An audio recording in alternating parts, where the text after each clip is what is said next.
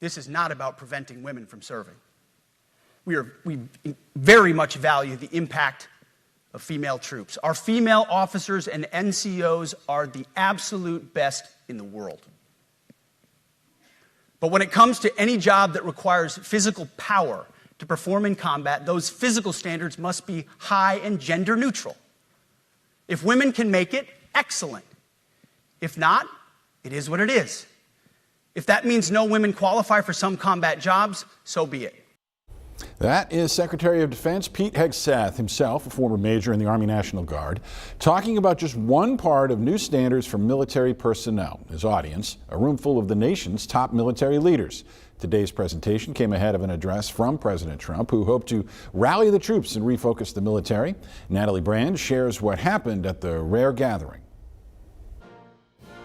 Before an unprecedented meeting of hundreds of generals and admirals, President Trump rallied the troops. To each and every one of you, I thank you for your unwavering devotion to the armed forces and to the country that we've all sworn a sacred oath to defend. But also shared his vision that defending the homeland should be the military's first priority. After spending trillions of dollars defending the borders of foreign countries, with your help, we're defending the borders of our country from now on. He talked about expanding deployments of the National Guard to other U.S. cities, singling out those run by Democratic leaders. Chicago, New York, Los Angeles, they're very unsafe places, and we're going to straighten them out one by one.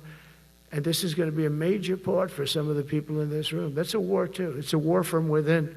Critics of this rare meeting raised concerns about security and also cost, with military officials traveling from their posts around the world on short notice.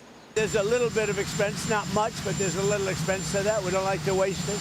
We'd rather spend it on bullets and rockets, frankly. Defense Secretary Pete Hegseth delivered remarks ahead of the president, promoting what he calls a warrior ethos and railing against past initiatives focused on diversity, equity, and inclusion. As I've said before, and will say again, we are done with that.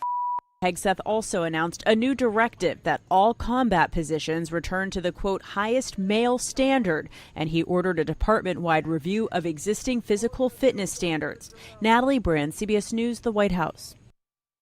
And Secretary Hegseth said the fitness standards would apply to flag officers as well as soldiers, saying it's completely unacceptable to see, quote, fat generals and admirals walking through the halls of the Pentagon.